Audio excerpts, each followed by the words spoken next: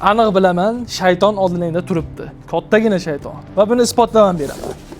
Do'stlar, agar bu videoga sizga shayton like bostirmasa, kommentariy yozdirmasa, repost qoldirmasa va albatta bu videoni istoriyaga olib chiqishingizga qarshilik qilayotgan bo'lsa, bilingki siz shaytonga aldandingiz.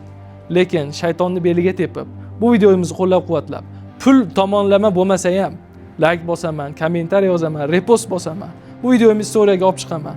Shoyat shu sabab mana shu odamlarda mushkul bitib qolsin deyotgan bo'lsangiz, tabriklayman, siz Rahmonning gapiga kirdingiz. Bir farzni bajarganiga teng bo'ladi inshaalloh. Do'stlar, qisqa gapiraman.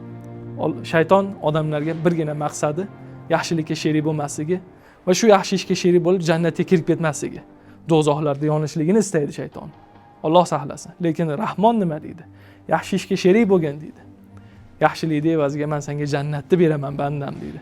Keyin do'stlar, shaytonning gapiga kirasizlarmi yoki Rahmonni o'zlaringizni qo'llayingda va o'zlaringizni tanlovlayingda bu videoda.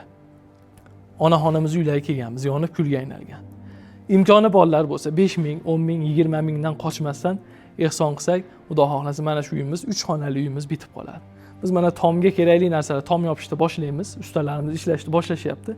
Qarzga olib keldik. 15-20 million atrofida qarzdorlik bor. Mana shularimiz bilan ishlarimiz yurib qoladi.